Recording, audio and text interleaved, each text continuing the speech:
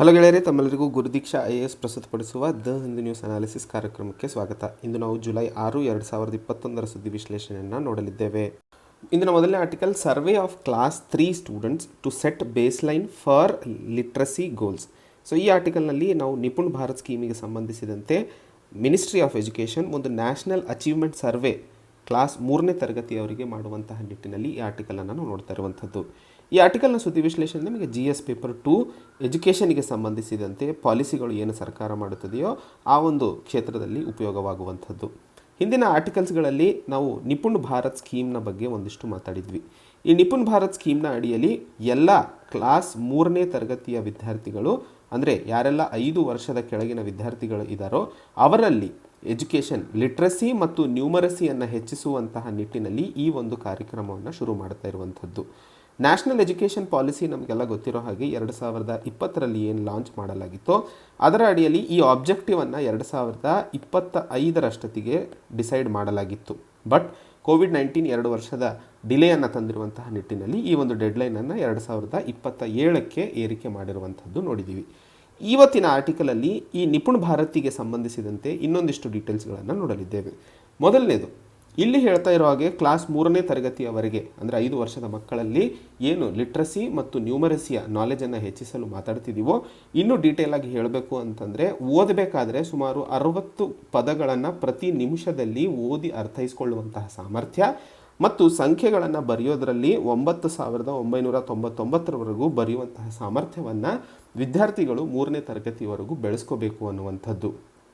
ಹಾಗೆ ಈ ಒಂದು ಆರ್ಟಿಕಲಲ್ಲಿ ಹೇಳ್ತಾ ಇರೋ ಹಾಗೆ ಕ್ಲಾಸ್ 3ನೇ ತರಗತಿ ಏನಕ್ಕೆ ಅಂತಂದರೆ, ಕ್ಲಾಸ್ 3ನೇ ತರಗತಿವರೆಗೂ ವಿದ್ಯಾರ್ಥಿಗಳು ಲರ್ನ್ ಟು ರೀಡ್ ಅಂದರೆ ಕಲಿಯೋದಕ್ಕೋಸ್ಕರ ಓದೋದನ್ನು ಅರ್ಥ ಮಾಡಿಕೊಳ್ಳಬೇಕು. ಸೊ ಹಾಗೆ 3ನೇ ತರಗತಿಯ ನಂತರ ವಿದ್ಯಾರ್ಥಿಗಳು ರೀಡ್ ಟು ಲರ್ನ್, ಓದಿ ಅರ್ಥೈಸ್ಕೊಳ್ಳಲು ಅಥವಾ ಓದಿ ಕಲಿಯಲು ಅವರು ಸಾಮರ್ಥ್ಯರಾಗ್ತಾರೆ. ಸೊ ನಾವು 3ನೇ ತರಗತಿಯವರೆಗೂ ಲರ್ನ್ ಟು ರೀಡಿಗೆ ಹೆಲ್ಪ್ ಮಾಡಿದರೆ 3ನೇ ತರಗತಿ ಆದ ನಂತರ ರೀಡ್ ಟು ಲರ್ನ್ಗೆ ವಿದ್ಯಾರ್ಥಿಗಳು ಅನುಕೂಲವಾಗಿ ಅಥವಾ ಈಸಿಯಾಗಿ ಮುನ್ಸಾಗಲು ಸಾಧ್ಯವಾಗುತ್ತದೆ ಅನ್ನುವಂಥದ್ದು. ನೆನ್ನೆಯ ಸುದ್ದಿ ವಿಶ್ಲೇಷಣೆಯಲ್ಲಿ ನಿಪುಣ್ ಭಾರತ್ ಸ್ಕೀಮಿಗೆ ಫಂಡಿಂಗ್ ಅನ್ನುವಂಥದ್ದು ಸಮಗ್ರ ಶಿಕ್ಷಾ ಅಭಿಯಾನ್ ಅಥವಾ ಸಮಗ್ರ ಶಿಕ್ಷಾ ಸ್ಕೀಮ್ನ ಅಡಿಯಲ್ಲಿ ಕೊಡಲಾಗುತ್ತದೆ ಅನ್ನುವಂತಹ ವಿಷಯವನ್ನು ಸಹ ನಾನು ಮಾತಾಡಿದ್ದೆ. ಹಾಗೆ ಈ ಒಂದು ನಿಪುಣ್ ಭಾರತ್ ಸ್ಕೀಮ್ನ ಅಡಿಯಲ್ಲಿ ನ್ಯಾಷನಲ್ ಎಜುಕೇಷನ್ ಪಾಲಿಸಿ 2020ರ ಪ್ರಕಾರ ವಿದ್ಯಾರ್ಥಿಗಳಿಗೆ ಮದರ್ ಟಂಗ್ನಲ್ಲಿ ಪಾಠವನ್ನು ಮಾಡುವಂಥದ್ದು, ಟೀಚಿಂಗ್ ಮಾಡುವಂತಹ ಪ್ರಾವಧಾನವನ್ನು ಮಾಡಲಾಗಿರುತ್ತದೆ ಅನ್ನುವಂಥದ್ದು.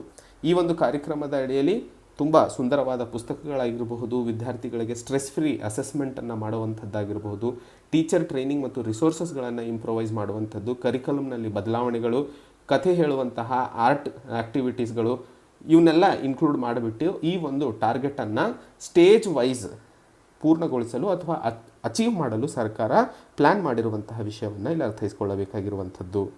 ಮುಂದಿನ article, global investors flag some Atmanirbhar reforms. So ಈ ಆರ್ಟಿಕಲ್ನಲ್ಲಿ ನಾವು ಆತ್ಮನಿರ್ಭರ್ ಭಾರತ್ ಸ್ಕೀಮಿಗೆ ಸಂಬಂಧಿಸಿದಂತೆ ಭಾರತ ಕೈಗೊಳ್ತಾ ಇರುವಂತಹ ರಿಫಾರ್ಮ್ಸ್ಗಳು ಏನಿದಾವೋ ಅದರ ವಿರುದ್ಧ ಒಂದಿಷ್ಟು ಗ್ಲೋಬಲ್ ಇನ್ವೆಸ್ಟರ್ಸ್ ತಮ್ಮ ಧ್ವನಿಯನ್ನು ಎತ್ತಿರುವಂತಹ ನಿಟ್ಟಿನಲ್ಲಿ ಇವತ್ತು ಈ ಆರ್ಟಿಕಲನ್ನು ಮಾತಾಡ್ತಿರುವಂಥದ್ದು.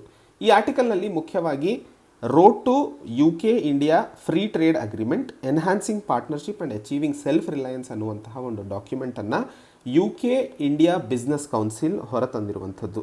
ಈ ಒಂದು ಡಾಕ್ಯುಮೆಂಟ್ನಲ್ಲಿ ಅಥವಾ ರಿಪೋರ್ಟ್ನಲ್ಲಿ ಈ ಒಂದು ಬಿಸ್ನೆಸ್ ಕೌನ್ಸಿಲ್ ಹೇಳ್ತಾ ಇರುವಂತಹ ವಿಷಯಗಳು ಅಥವಾ ಏನೆಲ್ಲ ಅಬ್ಜೆಕ್ಷನ್ಗಳು ಆತ್ಮನಿರ್ಭರ್ ಭಾರತಿಗೆ ಸಂಬಂಧಿಸಿದಂತೆ ಇದ್ದಾವೆ ಅನ್ನುವಂತಹ ವಿಷಯವನ್ನು ಇಲ್ಲಿ ಹೇಳಲು ಪ್ರಯತ್ನಿಸ್ತಿರುವ. ಮೊದಲನೇದಾಗಿ, ಇಂಟರ್ನ್ಯಾಷನಲ್ ಟ್ರೇಡ್ ಮತ್ತು ಇನ್ವೆಸ್ಟ್ಮೆಂಟ್ ಏನಾದರೂ ಭಾರತದ ಒಳಗೆ ಬರಬೇಕು ಅಂತಂದರೆ ಅದಕ್ಕೋಸ್ಕರ ಮುಖ್ಯವಾಗಿ ಆತ್ಮನಿರ್ಭರ್ ಭಾರತ್ ಪ್ರೋಗ್ರಾಮ್ನ ಕಡೆಗೆ ಸರ್ಕಾರ ಏನೆಲ್ಲ ಕ್ರಮಗಳನ್ನು ಕೈಗೊಳ್ತಾ ಇದೆಯೋ ಅದರಲ್ಲಿ ಒಂದಿಷ್ಟು ಪ್ರಾವಧಾನಗಳನ್ನು ಬದಲಾಯಿಸುವ ಅವಶ್ಯಕತೆ ಇದೆ. ಇಲ್ಲ ಅಂದರೆ ಆ ಪ್ರಾವಧಾನಗಳು ನೆಗೆಟಿವ್ ರಿಸಲ್ಟ್ಸ್ಗಳನ್ನು ಕೊಡುವ ಸಾಧ್ಯತೆಗಳು ಜಾಸ್ತಿ ಆಗ್ತವೆ ಅನ್ನುವಂಥದ್ದು UK ಕಡೆಯಿಂದ ಮತ್ತು ಬಹಳಷ್ಟು ಮಲ್ಟಿನ್ಯಾಷನಲ್ ಕಂಪನೀಸ್ಗಳು ಈ ಮಾತನ್ನು ಹೇಳ್ತಾ ಇದ್ದಾರೆ ಅನ್ನುವಂಥದ್ದು. ಇವತ್ತು ಭಾರತ ಸರ್ಕಾರ ಹೇಳ್ತಾ ಇರೋ ಹಾಗೆ ಸೆಲ್ಫ್ ರಿಲಯಂಟ್ ಅಂತಂದರೆ ನಾವು ಭಾರತೀಯರು ಅಥವಾ ಭಾರತದ ಇಂಡಸ್ಟ್ರಿ ಏನಿದೆ ಅದು ಐಸೋಲೇಷನಿಗೆ ಏನು ಹೋಗೋದಿಲ್ಲ, ಅದು ಎಲ್ಲ ಗ್ಲೋಬಲ್ ಇಂಟರ್ನ್ಯಾಷನಲ್ ಸಪ್ಲೈ ಚೈನ್ಗಳು ಏನಿದಾವೋ ಅವುಗಳ ಜೊತೆ ಇಂಟಿಗ್ರೇಟ್ ಆಗಿ ಕೆಲಸ ಮಾಡುತ್ತದೆ ಅನ್ನುವಂತಹ ಮಾತನ್ನು ಭಾರತದ ಪ್ರಧಾನಮಂತ್ರಿಗಳು ಹೇಳಿದ್ದರು. ಇದಾದರೂ ಸಹ ಒಂದಿಷ್ಟು ಇಂಪೋರ್ಟ್ ಟ್ಯಾರಿಫ್ಸ್ಗಳನ್ನು ಹೆಚ್ಚಿಗೆ ಮಾಡುವಂಥದ್ದು. ಇಂಪೋರ್ಟ್ ಅಂತಂದರೆ ಯಾವಾಗಲೂ ನಮ್ಮ ದೇಶದಲ್ಲಿ ಇರುವಂತಹ ಮ್ಯಾನುಫ್ಯಾಕ್ಚರಿಂಗನ್ನು ಅಥವಾ ಪ್ರೊಡಕ್ಷನನ್ನು ಹೆಚ್ಚಿಸಲು ಯಾವಾಗಲೂ ಇಂಪೋರ್ಟನ್ನು ಕಡಿಮೆ ಮಾಡ್ತಾರೆ. ಕಡಿಮೆ ಮಾಡೋದಕ್ಕೋಸ್ಕರ ಸರ್ಕಾರ ಟ್ಯಾರಿಫ್ ಅನ್ನುವಂಥದ್ದು ಅಂದರೆ ಟ್ಯಾಕ್ಸ್ಗಳನ್ನು, ಹೊರದೇಶದಿಂದ ಯಾವುದಾದ್ರೂ ವಸ್ತು ಭಾರತದ ಒಳಗೆ ಬರಬೇಕಾದ್ರೆ ಅದ್ರ ಮೇಲೆ ಹಾಕುವಂತಹ ಟ್ಯಾಕ್ಸನ್ನು ಇಂಪೋರ್ಟ್ ಟ್ಯಾರಿಫ್ ಅಂತ ಕರಿತೀವಿ. ಆ ಟ್ಯಾರಿಫನ್ನು ಜಾಸ್ತಿ ಮಾಡಿದಾಗ ಹೊರಗಿನ ರಾಷ್ಟ್ರದಿಂದ ಬರುವಂತಹ ಸಾಮಾನು ಅಥವಾ ಆಮದಿನಲ್ಲಿ ಕಡಿತವಾಗುತ್ತದೆ. ಸೊ ಇಂಪೋರ್ಟ್ ಟ್ಯಾರಿಫನ್ನು ಸರ್ಕಾರ ಏನು ಜಾಸ್ತಿ ಮಾಡ್ತಿದೆಯೋ ಇದು ಕೌಂಟರ್ ಪ್ರೊಡಕ್ಟಿವ್ ಆಗಲಿದೆ, ಇದು ಭಾರತಕ್ಕೆ ನಷ್ಟ ಕೊಡಲಿದೆ ಅನ್ನುವಂಥದ್ದು ಈ ಡಾಕ್ಯುಮೆಂಟಲ್ಲಿ ಹೇಳಲು ಪ್ರಯತ್ನಿಸ್ತಿರುವಂಥದ್ದು. ಭಾರತ ಏನಾದರೂ ಇನ್ವೆಸ್ಟರ್ಸಿಗೆ ಅಟ್ರಾಕ್ಟ್ ಮಾಡಬೇಕು ಅಂತಂದರೆ ಅದು ತನ್ನ ಸ್ಟ್ರೆಂತ್ಸ್ ಮೇಲೆ ಅಥವಾ ತನ್ನಲ್ಲಿರುವಂತಹ ಸಾಮರ್ಥ್ಯವನ್ನು ಹೆಚ್ಚಿಸಿಕೊಂಡು ಅಟ್ರಾಕ್ಟ್ ಮಾಡಬೇಕು ಹೊರತು ಈ ರೀತಿಯ ಟ್ಯಾರಿಫ್ಸ್ಗಳನ್ನು ಉಪಯೋಗಿಸೋದ್ರಿಂದ ಇಂಟರ್ನ್ಯಾಷನಲ್ ಬಿಸ್ನೆಸ್ ಬೇರೆ ರಾಷ್ಟ್ರ ಕಡೆಗೆ ತಿರುಗುತ್ತವೆ ಅನ್ನುವಂತಹ ಮಾತನ್ನು ಹೇಳ್ತಾ ಇರುವಂಥದ್ದು. ಹಾಗೆ ಆತ್ಮನಿರ್ಭರ್ ಭಾರತ್ನ ಅಭಿಯಾನದಲ್ಲಿ ವೋಕಲ್ ಫಾರ್ ಲೋಕಲ್ ಅನ್ನುವಂತಹ ಒಂದು ಕೂಗನ್ನು ಕೊಟ್ಟಿದ್ದಾರೆ. ಅಂದರೆ ಲೋಕಲಲ್ಲಿ ಇರುವಂತಹ ವಸ್ತುಗಳನ್ನಾಗಿರಬಹುದು ಅಥವಾ ಸಾಮಾನುಗಳನ್ನು ಉಪಯೋಗಿಸಿ ಪ್ರೊಡಕ್ಷನ್ ಮಾಡಬೇಕು ಅನ್ನುವಂಥದ್ದು. ಈ ವೋಕಲ್ ಫಾರ್ ಲೋಕಲ್ ಪ್ರಾಡಕ್ಟ್ ಏನಿದೆಯೋ ಅಥವಾ ಕೂಗು ಏನಿದೆಯೋ ಇದರ ಬಗ್ಗೆಯೂ ಒಂದಿಷ್ಟು ಸರ್ಕಾರ ಆಲೋಚಿಸುವ ಅವಶ್ಯಕತೆ ಇದೆ. ಯಾಕಂದರೆ ಎಲ್ಲ ಪ್ರಾಡಕ್ಟ್ಸ್ಗಳು ಲೋಕಲಲ್ಲಿ ಪ್ರೊಡಕ್ಷನ್ ಮಾಡಲು ಸಾಧ್ಯವಿಲ್ಲ. ಒಂದಿಷ್ಟು ಪ್ರಾಡಕ್ಟ್ಸ್ಗಳು ಹೊರಗಡೆ ಮಾಡಬೇಕಾಗಿರುತ್ತದೆ, ಒಂದಿಷ್ಟು ಪ್ರಾಡಕ್ಟ್ಸ್ಗಳು ಭಾರತದಲ್ಲಿ ಮಾಡಬೇಕಾಗಿರುತ್ತದೆ. ಸೊ ಆ ಒಂದು ನಿಟ್ಟಿನಲ್ಲಿ ವೋಕಲ್ ಫಾರ್ ಲೋಕಲ್ನ ಬಗ್ಗೆಯೂ ಸರ್ಕಾರ ಫ್ಲೆಕ್ಸಿಬಲ್ ಆಗುವ ಅವಶ್ಯಕತೆ ಇದೆ ಒಂದು. ಹಾಗೂ ಇಂಪೋರ್ಟ್ ಟ್ಯಾರಿಫ್ಸ್ಗಳ ಬಗ್ಗೆ ಭಾರತ ಸರ್ಕಾರ ಆಲೋಚಿಸುವ ಅವಶ್ಯಕತೆ ಇದೆ ಎರಡು. ಮೂರನೇ ಹಂತದಲ್ಲಿ ಭಾರತ ಏನಾದರೂ ಮ್ಯಾನುಫ್ಯಾಕ್ಚರಿಂಗ್ ಹಬ್ ಆಗಿ ಹೊರಬರಬೇಕು ಅಂತಂದರೆ ಇಂಟರ್ನ್ಯಾಷನಲ್ ಸಪ್ಲೈ ಚೈನ್ನ ಇಂಟಿಗ್ರೇಟ್ ಮಾಡಬೇಕಾಗಿರುತ್ತದೆ ಹೊರತು ಅದನ್ನು ಬಿಟ್ಟು ಹೊರಗೆ ಉಳ್ಕೊಳ್ಳೋಕ್ಕಾಗೋದಿಲ್ಲ. ಇಂಟರ್ನ್ಯಾಷನಲ್ ಸಪ್ಲೈ ಚೈನ್ನ ಬೇಸಿಕ್ ಪ್ರಿನ್ಸಿಪಲೇ ನೀವು ಇಂಪೋರ್ಟು ಎಕ್ಸ್ಪೋರ್ಟ್ ಎರಡೂ ಆಪರೇಷನ್ಸ್ಗಳನ್ನು ಮಾಡಬೇಕಾಗುತ್ತೆ. ನೀವು ಬರೀ ಎಕ್ಸ್ಪೋರ್ಟ್ ಮಾಡ್ತೀರಾ, ಇಂಪೋರ್ಟ್ ಮಾಡಲ್ಲ ಅನ್ನುವಂತಹ ಪ್ರಾವಧಾನಗಳು ಮಾಡಲು ಸಾಧ್ಯವಿಲ್ಲ.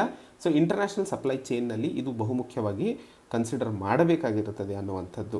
ಭಾರತ ಕೈಗೊಳ್ತಾ ಇರುವಂತಹ ಟ್ಯಾರಿಫ್ಗಳನ್ನು ಹೆಚ್ಚಿಸುವಂಥದ್ದಾಗಿರಬಹುದು ಅಥವಾ ಇಂಪೋರ್ಟ್ಸ್ಗಳ ಮೇಲೆ ನಾನ್ ಟ್ಯಾರಿಫ್ ರೆಸ್ಟ್ರಿಕ್ಷನ್ಸ್ಗಳನ್ನು ಹಾಕುವಂಥದ್ದಾಗಿರಬಹುದು, ಇಂಪೋರ್ಟ್ ಸಬ್ಸ್ಟಿಟ್ಯೂಷನ್ ಅನ್ನುವಂತಹ ಪದ.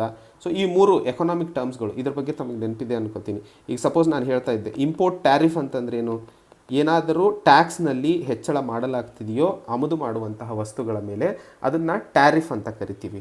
ನಾನ್ ಟ್ಯಾರಿಫ್ ಅಂತಂತಂದರೆ ಲಿಮಿಟೇಷನ್ಗಳನ್ನು ಹಾಕೋದು, ಒಂದಿಷ್ಟು ವಸ್ತುಗಳನ್ನು ಇಷ್ಟರ ಮಟ್ಟಿಗೆ ಅಥವಾ ಇದರ ಮೇಲೆ ಆಮದು ಮಾಡೋ ಹಾಗಿಲ್ಲ ಅನ್ನುವಂಥದ್ದು. ಉದಾಹರಣೆಗೆ 10,000 ಶೂಸ್, ನೈಕಿ ಶೂಸ್ಗಳು ಮಾತ್ರ ಆಮದಾಗಬೇಕು ಅಂತ ಹೇಳಿದಾಗ ಅದ್ರ ಮೇಲೆ ಇಂಪೋರ್ಟ್ ಮಾಡೋ ಹಾಗಿರಲ್ಲ. ಸೊ ಅದನ್ನು ನಾವು ನಾನ್ ಟ್ಯಾರಿಫ್ ಬ್ಯಾರಿಯರ್ಸ್ ಅಂತ ಕರಿತೀವಿ.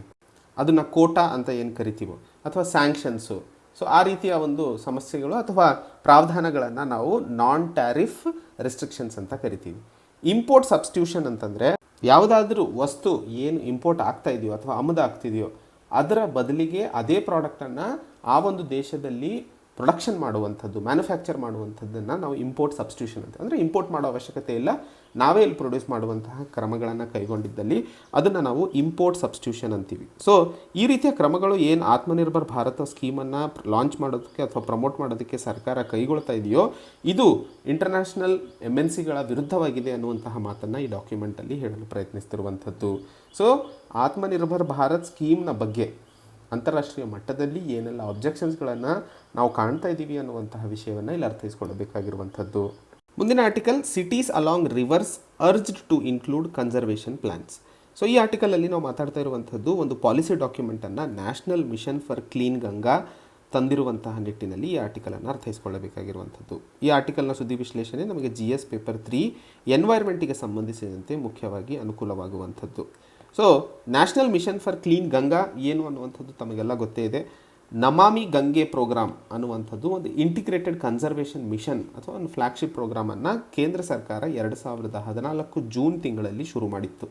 ಈ ಒಂದು ಕಾರ್ಯಕ್ರಮದ ಎರಡು ಮುಖ್ಯ ಉದ್ದೇಶಗಳಲ್ಲಿ ಮೊದಲನೇದು ಗಂಗಾ ನದಿಯಲ್ಲಿ ಇರುವಂತಹ ಪೊಲ್ಯೂಷನನ್ನು ಕಂಟ್ರೋಲ್ ಮಾಡುವಂಥದ್ದಾಗಿರಬಹುದು, ಎರಡನೇದು ರೆಜ್ಯುನ್ಯುವೇಟ್ ಮಾಡುವಂಥದ್ದು, ಅಂದರೆ ಮತ್ತೆ ಅದನ್ನು ಹೊಸ ಒಂದು ರೂಪ ಕೊಡುವಂತಹ ಕಾರ್ಯವನ್ನು ಕೈಗೊಳ್ಳುವಂಥದ್ದು ಈ ಒಂದು ನಮಾಮಿ ಗಂಗೆ ಮಿಷನ್ನ ಮುಖ್ಯ ಕಾರ್ಯಕ್ರಮವಾಗಿತ್ತು. ಈ ಒಂದು ಕಾರ್ಯಕ್ರಮ ministry of Jal Shakti implement ಅಥವಾ ಆಪರೇಟ್ ಮಾಡುತ್ತದೆ.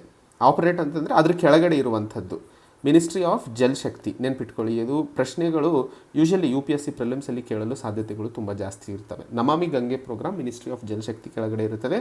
ಇದನ್ನು ಇಂಪ್ಲಿಮೆಂಟ್ ಮಾಡುವಂಥದ್ದು national mission for clean Ganga ಅಂಥೇಳಿ, national mission for clean Ganga. ಈ ಒಂದು ಆರ್ಟಿಕಲಲ್ಲಿ ನಾವು ನೋಡ್ತಾ ಇರುವಂಥದ್ದು ಈ national mission for clean Ganga ಒಂದು ಪಾಲಿಸಿ ಡಾಕ್ಯುಮೆಂಟನ್ನು ಹೊರತಂದಿದೆ. ಗಂಗಾ ನದಿಯ ತಟದಲ್ಲಿ ಇರುವಂತಹ 97 ಸಿಟೀಸ್ಗಳಲ್ಲಿ ಏನು 5 ರಾಜ್ಯಗಳಲ್ಲಿದ್ದಾವೆ, ಉತ್ತರಾಖಂಡ್, ಉತ್ತರ ಪ್ರದೇಶ್, ಬಿಹಾರ್, ಜಾರ್ಖಂಡ್, ವೆಸ್ಟ್ ಬೆಂಗಾಲ್, ಈ 5 ರಾಜ್ಯಗಳಲ್ಲಿ ಇರುವಂತಹ 97 ನಗರಗಳಲ್ಲಿ ಒಂದು ಕನ್ಸರ್ವೇಷನ್ ಪ್ಲ್ಯಾನನ್ನು ಮಾಡಬೇಕು. ಅದರ ಅಡಿಯಲ್ಲಿ ನದಿಯ ಸುತ್ತ ಇರುವಂತಹ ಜಾಗವನ್ನು ಗ್ರೀನರಿಯನ್ನು ಹೆಚ್ಚಿಸಿರುವಂಥದ್ದು ಅಥವಾ ಗ್ರೀನ್ ಇನ್ಫ್ರಾಸ್ಟ್ರಕ್ಚರನ್ನು ಹೆಚ್ಚಿಗೆ ಮಾಡುವಂಥದ್ದು, ಆ ಒಂದು ಕಾರ್ಯಕ್ರಮದ ಅಡಿಯಲ್ಲಿ ಕಾಂಕ್ರೀಟ್ ಬಿಲ್ಡಿಂಗ್ಸ್ಗಳನ್ನು ಉಪಯೋಗಿಸದೇ ಇರುವಂಥದ್ದು, ಹಾಗೆ ಅದ್ರ ಸುತ್ತ ಇರುವಂತಹ ಬಿಲ್ಡಿಂಗ್ಸ್ಗಳ ಮೇಲೆ ಒಂದಿಷ್ಟು ನಿಗಾವನ್ನು ವಹಿಸುವಂಥದ್ದು, ಯಾವ ರೀತಿಯಲ್ಲಿ ಅವರು ಸುತ್ತದ ವಾತಾವರಣನ ಉಪಯೋಗಿಸ್ತಿದ್ದಾರೆ ಅಂತ. ಸೊ ಆ ರೀತಿಯ ಒಂದು ಮಾಸ್ಟರ್ ಪ್ಲ್ಯಾನನ್ನು ಈ 97 ನಗರಗಳಲ್ಲಿ ಮಾಡುವ ಅವಶ್ಯಕತೆ ಇದೆ ಅನ್ನುವಂತಹ ಮಾಹಿತಿಯನ್ನು ನಮ್ಮ national mission for clean Ganga ಹೇಳ್ತಿರುವಂತಹ ನಿಟ್ಟಿನಲ್ಲಿ ಅರ್ಥೈಸ್ಕೊಳ್ಳಬೇಕಾಗಿರುವಂಥದ್ದು. ಈ ಒಂದು ನಮಾಮಿ ಗಂಗೆ ಪ್ರೋಗ್ರಾಮ್ನ ಪಿಲ್ಲರ್ಸ್ಗಳಂತ ಮಾತಾಡಿದಾಗ 4 ಪಿಲ್ಲರ್ ಇದ್ದಾವೆ. ಮೊದಲನೇದು ಸೀವೇಜ್ ಟ್ರೀಟ್ಮೆಂಟು. ಯಾಕಂದರೆ ಯೂಶಲಿ ನದಿಗೆ ಹರಡುವಂತಹ ನೀರು ಅಥವಾ ಹಾದು ಹೋಗುವಂತಹ ನೀರು ಮನೆಗಳಿಂದ ಅಥವಾ ಕಂಪನಿಗಳಿಂದ ಅಥವಾ ಅಗ್ರಿಕಲ್ಚರಿಂದ ಹೋಗುವಂಥದ್ದನ್ನು ಸೀವೇಜ್ ಟ್ರೀಟ್ಮೆಂಟ್ ಪ್ಲಾಂಟ್ಸ್ಗಳನ್ನು ಇಂಪ್ಲಿಮೆಂಟ್ ಮಾಡುವಂಥದ್ದು. ಎರಡನೇದು ರಿವರ್ ಫ್ರಂಟ್ ಡೆವಲಪ್ಮೆಂಟ್, ಎರಡನೇ ಪಿಲ್ಲರ್ ಇದು. ಮೂರನೇದು ಬಯೋಡೈವರ್ಸಿಟಿ ಆ್ಯಂಡ್ ಅಫಾರೆಸ್ಟ್ರೇಷನ್, ನಾನೇನು ಗ್ರೀನ್ ಇನ್ಫ್ರಾಸ್ಟ್ರಕ್ಚರ್ ಹೇಳ್ತಿದ್ನಲ್ಲ ಈಗ ಮಾಸ್ಟರ್ ಪ್ಲ್ಯಾನಲ್ಲಿ ಹಾಕಬೇಕು ಅಂತ ಹೇಳಿರುವಂಥದ್ದು, ಅದೇ ಈ 3ನೇ ಪಿಲ್ಲರಿಗೆ ಸಂಬಂಧಿಸಿದಂತೆ. 4ನೇದು ಪಬ್ಲಿಕ್ ಅವೇರ್ನೆಸ್, ನಾಗರಿಕರಲ್ಲಿ ಇದರ ಬಗ್ಗೆ ನಂಬಿಕೆ ಹಾಗೂ ನಾಲೆಜನ್ನು ಮೂಡಿಸುವಂಥದ್ದು. ಇವು 4 ನಮಾಮಿ ಗಂಗೆ ಪ್ರೋಗ್ರಾಮ್ನ ಪಿಲ್ಲರ್ಸ್ಗಳಾಗಿರ್ತವೆ ಅನ್ನುವಂಥದ್ದು ತಾವಿಲ್ಲಿ ನೆನಪಿಟ್ಕೋಬೇಕಾಗಿರುವಂತಹ ವಿಷಯ. ಮುಂದಿನ article, one nation one ration card scheme Delhi ಮತ್ತು ಬೆಂಗಾಲ್ನಲ್ಲಿ ಮುಂದಿನ ದಿನಗಳಲ್ಲಿ ಇಂಪ್ಲಿಮೆಂಟ್ ಮಾಡಲಾಗುತ್ತದೆ ಅನ್ನುವಂತಹ ವಿಷಯವನ್ನು ಹೇಳಲು ಇಲ್ಲಿ ಪ್ರಯತ್ನಿಸ್ತಿರುವಂತಹ ನಿಟ್ಟಿನಲ್ಲಿ ಈ ಆರ್ಟಿಕಲನ್ನು ನಾವು ಇವತ್ತು ನೋಡ್ತಾ ಇರುವಂಥದ್ದು. ಈ ಆರ್ಟಿಕಲ್ನ ಸುದ್ದಿ ವಿಶ್ಲೇಷಣೆ ನಮಗೆ GS ಪೇಪರ್ 2 ಫುಡ್ ಸೆಕ್ಯೂರಿಟಿಗೆ ಸಂಬಂಧಿಸಿದಂತೆ ನಾವು ಈ ಆರ್ಟಿಕಲನ್ನು ಅರ್ಥೈಸ್ಕೊಳ್ಳಬೇಕಾಗಿರುವಂಥದ್ದು. One nation one ration card ಯಾಕೆ ಮಾತಾಡಲಾಗ್ತಿದೆ ಅನ್ನುವಂಥದ್ದನ್ನು ನೋಡಿದಾಗ 2020ರಲ್ಲಿ ಯಾವಾಗ ಕೋವಿಡ್-19 ಸಮಸ್ಯೆ ಶುರುವಾಯಿತು, ಆ ಒಂದು ಸಂದರ್ಭದಲ್ಲಿ ಮೈಗ್ರೆಂಟ್ಸ್ಗಳು ತುಂಬ ಜಾಸ್ತಿ ಎಫೆಕ್ಟ್ ಆಗಿದ್ದರು. 2011ರ ಸೆನ್ಸಸ್ನ ಪ್ರಕಾರ 37% ಪಾಪ್ಯುಲೇಷನ್ ಅಂತಂದರೆ 45 ಕೋಟಿ ಜನ ಇಂಟರ್ನಲ್ ಮೈಗ್ರೆಂಟ್ಸ್ಗಳಾಗಿ ಒಳಗಾಗಿರ್ತಾರೆ.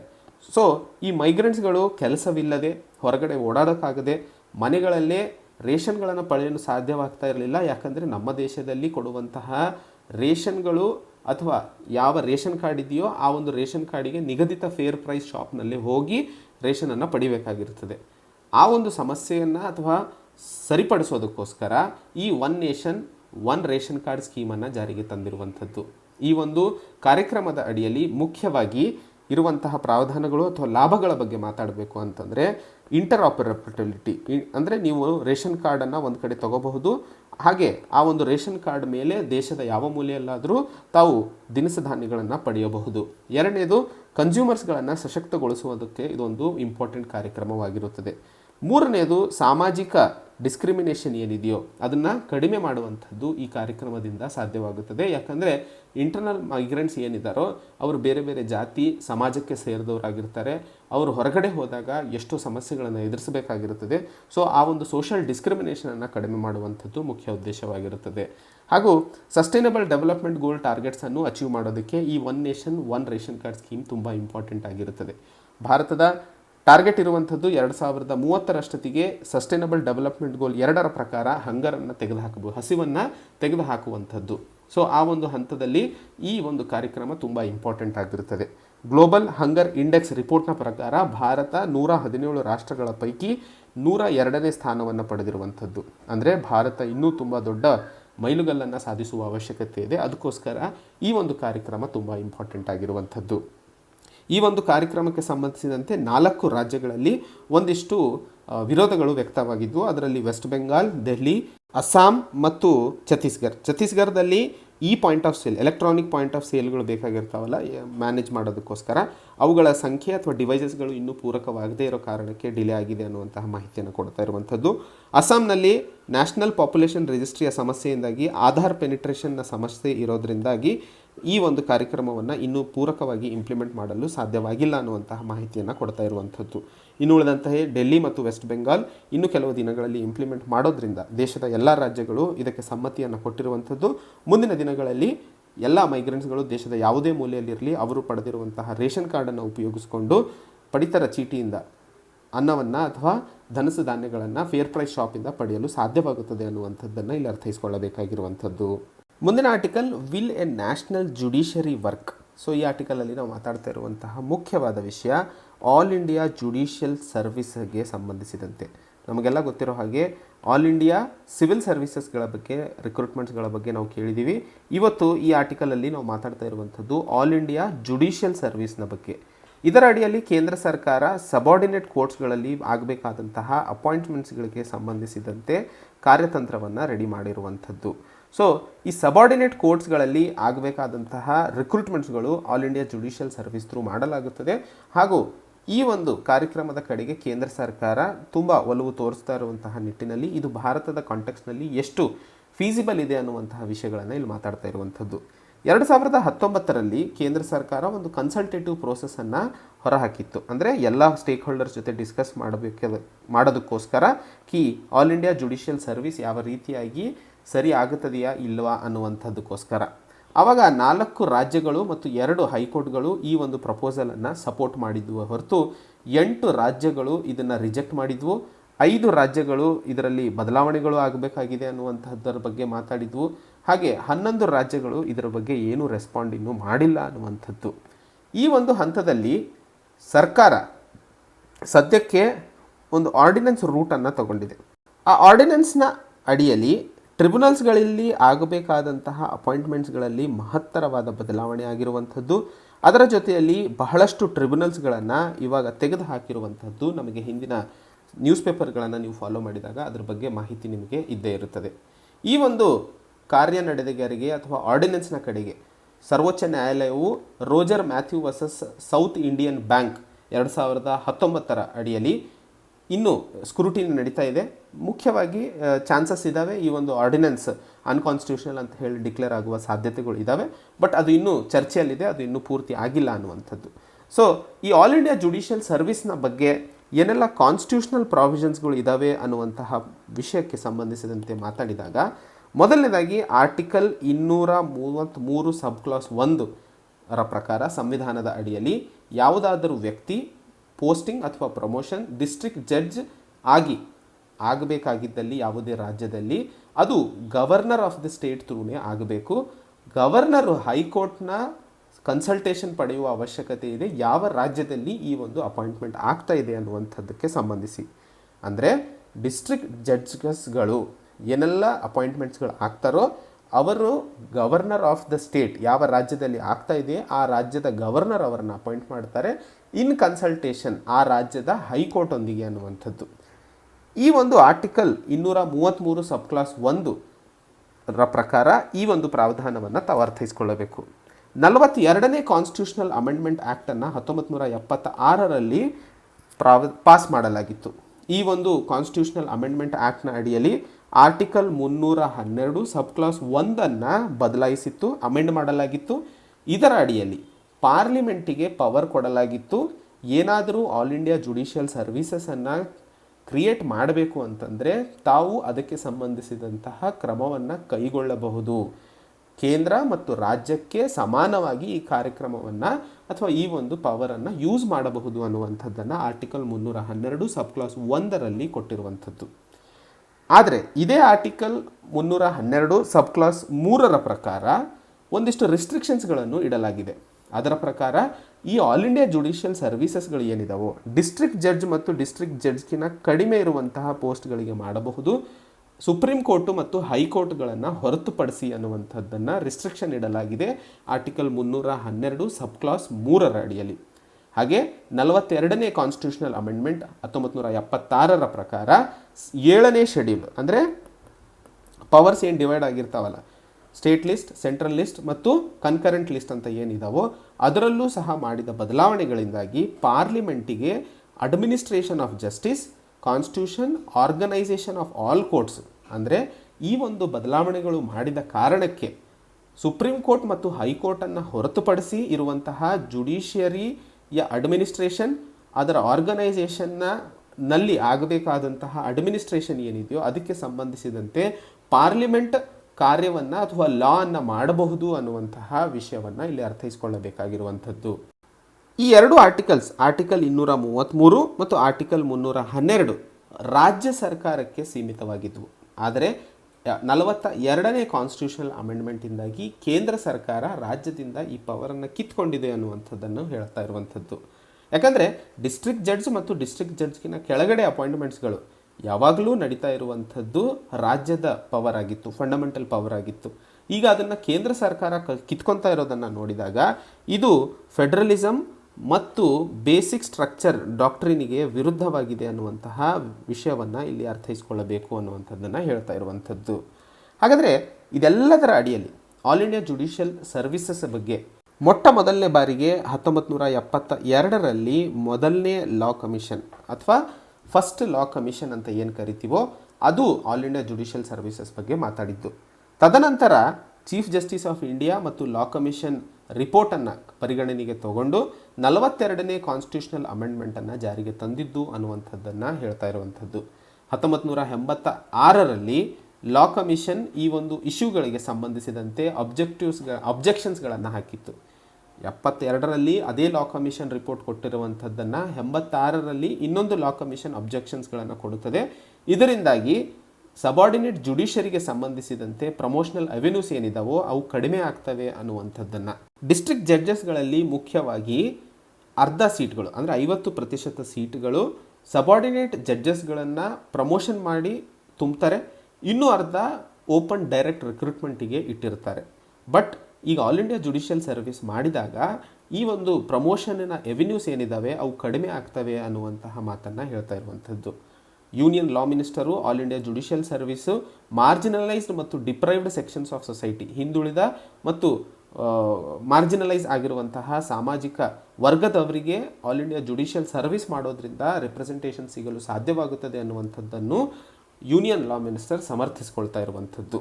ಹಾಗೆ ಈ ಆರ್ಟಿಕಲ್ನಲ್ಲಿ ಆಲ್ ಇಂಡಿಯಾ ಜಡ್ಜಸ್ ಕೇಸ್ 1992ರಲ್ಲಿ ಲಾ ಕಮಿಷನ್ ಹೇಳಿದ ಹಾಗೆ ಆ ಒಂದು ಪ್ರಾವಧಾನಗಳನ್ನು ಅಂದರೆ ಆಲ್ ಇಂಡಿಯಾ ಜುಡಿಷಿಯಲ್ ಸರ್ವಿಸಸ್ಗಳನ್ನು ಇಂಪ್ಲಿಮೆಂಟ್ ಮಾಡುವ ಅವಶ್ಯಕತೆ ಇದೆ ಅನ್ನುವಂತಹ ಮಾತನ್ನು ಹೇಳಿತ್ತು. ಹಾಗೆ all India judges association versus union of India 2002ರಲ್ಲಿ ಅದೇ ಸರ್ವೋಚ್ಚ ನ್ಯಾಯಾಲಯವು ಶೆಟ್ಟಿ ಕಮಿಷನ್ ಹಾಗೂ ಸರ್ಕಾರ ಈ ಒಂದು ಜಜ್ಮೆಂಟನ್ನು ಇಂಪ್ಲಿಮೆಂಟ್ ಮಾಡುವ ಅವಶ್ಯಕತೆ ಇದೆ ರೆಕಮೆಂಡೇಷನ್ಸಿಗೆ ಸಂಬಂಧಿಸಿದಂತೆ ಅನ್ನುವಂತಹ ಪ್ರಸ್ತಾಪವನ್ನು ಇಟ್ಟಿತ್ತು.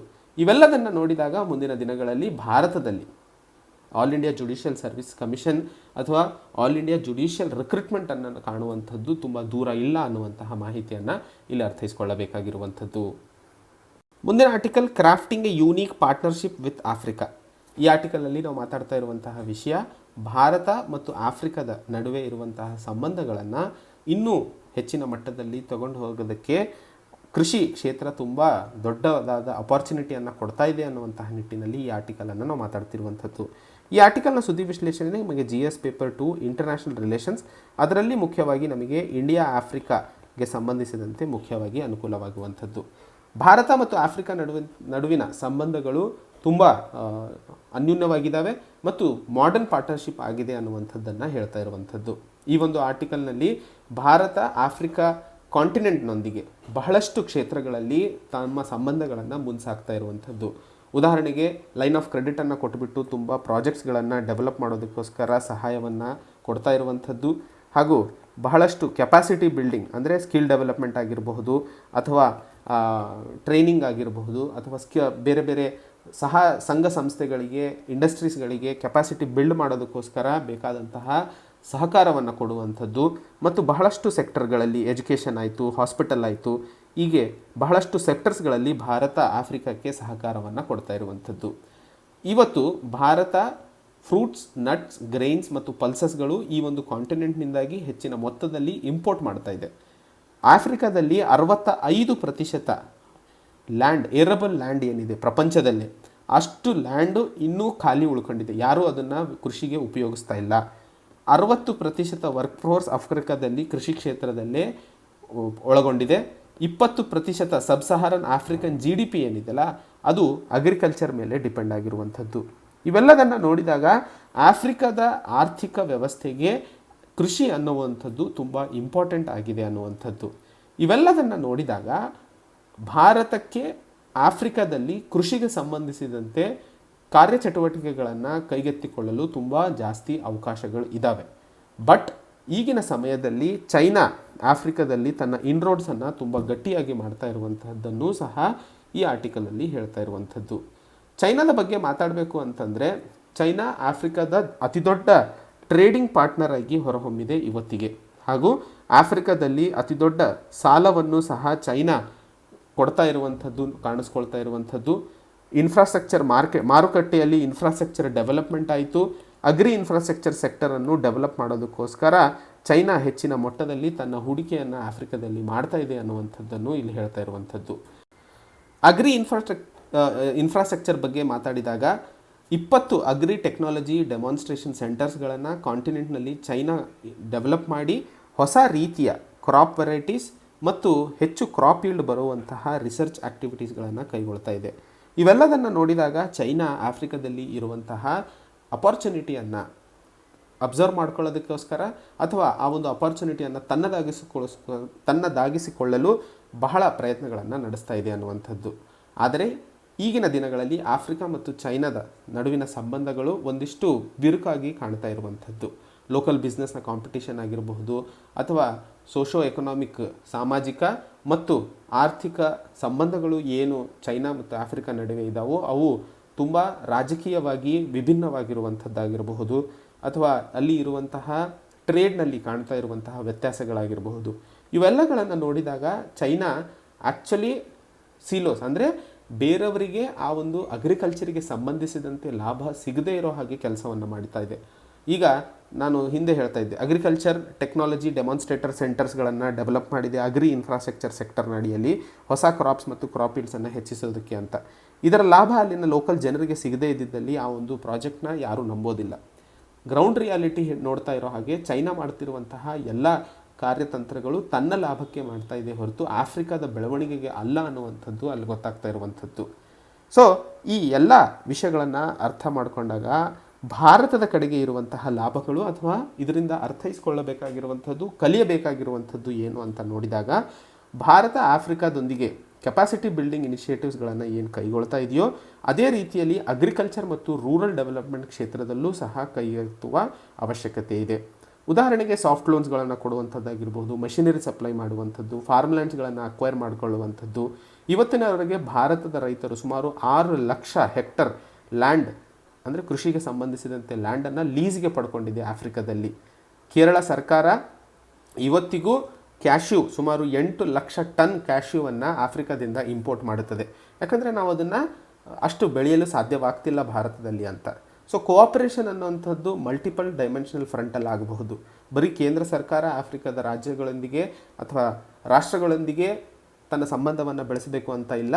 ಎರಡನೇ ಹಂತದಲ್ಲಿ ರಾಜ್ಯಗಳು ಸಹ ತಮಗೆ ಎಲ್ಲಿ ಕುಂದುಕೊರತೆ ಇದೆಯೋ ಆ ಒಂದು ನಿಟ್ಟಿನಲ್ಲಿ ಆಫ್ರಿಕಾದ ಜೊತೆಗೆ ಸಂಬಂಧಗಳನ್ನು ಬೆಳೆಸೋದಕ್ಕೆ ಸಹಾಯ ಹಸ್ತವನ್ನು ಕೊಡಬಹುದು ಹಾಗೂ ಮುಂದಾಗಬಹುದು ಅನ್ನುವಂಥದ್ದನ್ನು ಹೇಳ್ತಾ ಇರುವಂಥದ್ದು.